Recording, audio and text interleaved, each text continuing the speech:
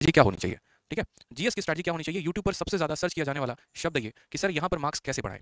जैसे आप मैथ में 50 में 50 लेकर आ गए, इंग्लिश में 50 में 50 लेकर आ गए, रीज़निंग में 50 में 50 लेकर आ गए, ठीक है। मैं भी उतना लेकर आ सकता हूँ 50, 50, 50, लेकिन अगर मेरे जीएस में ही 10 नंबर आ गए, तो मैं सिर्फ 160 पे ही रह जाऊँगा, ठीक है। तो सर जीएस में हम जो है स्कोर कैसे करें? यहाँ पर इस बात को बताइए कि जीएस के लिए हमारी स्ट्रैटेजी क्या होनी चाहिए? बहुत ज़्यादा बच्चों का डिमांड रहता है, पिछली वीडियो में बच्चों ने बहुत कमेंट किया, ठीक है। तो इस बारे में हम समझते हैं कि जीएस की स्ट्रैटेजी क्या होगी। देखो, आपको जीएस को अपने पेपर के लिए 3 पार्ट्स में तोड़ना है, आप समझेंगे यहाँ पे। और 3 पार्ट से आपके सवाल पूछे जाते हैं। सबसे पहला जो पार्ट होता है ना, वो होता है मेरे भाई यहाँ पर सिलेबस। सिलेबस का मतलब क्या हो गया? सिलेबस का मतलब यहाँ पर आपके सब्जेक्ट हो गए। जैसे अगर हम बात करें तो फिजिक्स हो गया, केमिस्ट्री हो गया आपको, बायो हो गया, ठीक है, पॉलिटी हो गया, हिस्ट्री हो गया, ज्योग्राफी हो गया आपका, इकोनॉमिक्स हो गया और इसके अलावा यहाँ पर आपका थोड़ा बहुत एनवायरमेंटल हो गया। नेक्स्ट बात करते हैं यहाँ पर, तो ये हो जाता है आपका स्टैटिक का पोर्शन। ये जो स्टैटिक का पोर्शंस होते हैं, जैसे आप कह सकते हैं इसमें कि सर कंट्री एंड कैपिटल है, ठीक है। फिर उसके बाद यहाँ पर करेंसी जैसे शब्द हो गए, फिर उसके बाद यहाँ पर जैसे डांस वाले शब्द हो गए, जितने के जितने फोक डांस, ये डांस, वो डांस, इसके अलावा जितने भी स्टैटिक के पोर्शंस हो गए, प्रथम पुरुष, प्रथम महिला, यहाँ के राष्ट्रपति कौन है, यहाँ के ये कौन है, ये फलाना ठिकाना, जितनी बातें होती हैं। और तीसरा जो होता है वो होता है हमारा करंट करंट अफेयर, ठीक है। ये जो जीके होता है ना, ये हमारा 3 पार्ट्स में ब्रेक होता है करंट अफेयर्स में। जैसे कि मैंने कहा आपको, पहला पार्ट सिलेबस, दूसरा पार्ट स्टैटिक, तीसरा पार्ट करंट अफेयर। और हमें एक ऐसी रणनीति बनानी होगी जिनसे हम तीनों पार्ट को क्रैक कर पाएं बड़े अच्छे तरीके से, क्योंकि पेपर में सवाल यहाँ से भी आते हैं, यहाँ से भी आते हैं, यहाँ से भी आते हैं। अगर हम इनके ब्रेकआउट की बात करें तो करंट अफेयर्स में हमारे कितने सवाल होते हैं? करंट अफेयर्स में हमारे 4 से 5 सवाल होते हैं,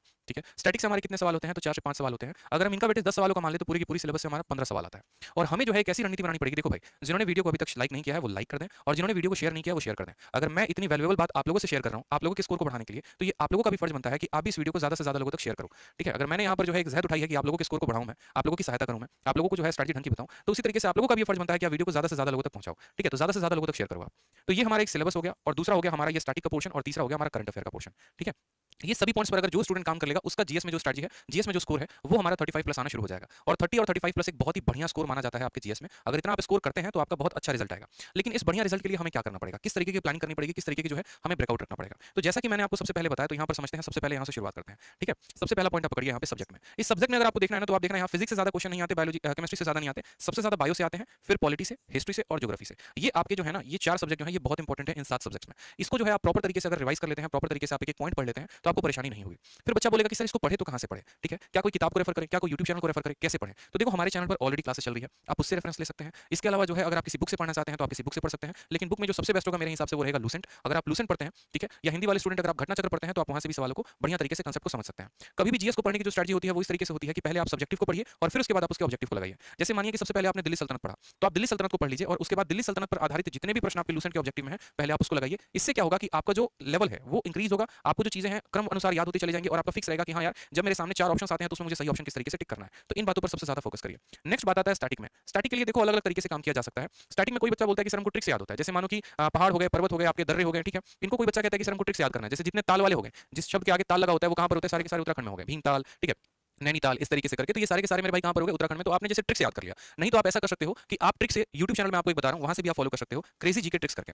क्रेजी जीके ट्रिक्स करके जो है आप इस अगर चैनल को फॉलो करते हो, यहाँ पर मैं इनको जानता नहीं कौन है ये, हाँ, लेकिन इनके कुछ वीडियोस मैंने देखे हैं जो मुझे अच्छे लगे हैं, जहां से आप भी फायदा उठा सकते हैं। और स्टैटिक के लिए उन्होंने बहुत बेहतर तरीके से काम किया हुआ है। तो स्टैटिक का पोर्शन आप यहाँ से कंप्लीट कर लीजिए। साथ में लूसेंट का जो मिसलेनियस है, उस लूसेंट के मिसलेनियस को जरूर खत्म कर लीजिए मेरे भाई, ठीक है। लूसेंट का जो मिसलेनियस है ना, उनको भी आप जरूर खत्म कर लो। मिसलेनियस में जैसे आपका हो गया कंट्री कैपिटल है, इसके अलावा जो है एक एक पार्क है, वाइल्ड लाइफ सेंचुरीज है, इसके अलावा जो है कौन सा पार्क, जैसे सिमलीपाल हो गया, सिमलीपाल कहाँ है? तो उड़ीसा में है। जैसे डांस के बारे में हो गया कि जो राउफ डांस है वो कहाँ का है? तो कश्मीर का है। जो तमाशा है वो कहाँ का है? तो महाराष्ट्र का है। इस तरीके से आप एक एक पॉइंट को यहाँ पर टिक करके मिसलेनियस में खत्म कर सकते हैं। इसके अलावा जैसे मानो और भी पिंक बॉक्स कैसे हो गए, हिस्ट्री में आपने कुछ पढ़ा होगा, ज्योग्राफी में पढ़ा होगा, जैसे आर्य समाज की स्थापना किसने की थी, कब की थी, रोयतवारी जो सिस्टम हो गया वो कौन लेकर आया था, जमींदारी कौन लेकर आया था। तो ये लूसेंट में पिंक बॉक्स में बनाकर दिया गया है। ये आपके ऐसे होते हैं जिनको अगर आप कवर अप कर लेते हैं अच्छे तरीके से, तो आपका स्टार्टिंग में एक भी सवाल नहीं छूटेगा। और लास्ट में आ गया हमारा करंट अफेयर। करंट अफेयर के लिए बकायदा मैंने आपको बताया था कि पिछले 6 महीने का इंपॉर्टेंट होता है, जिसमें 3 महीने का आपको डेली पढ़ना है और 3 महीने का आपको मंथली पढ़ना है। जैसे अगर हम बात करें यहाँ पर, तो जनवरी हो गया, फरवरी हो गया और मार्च हो गया।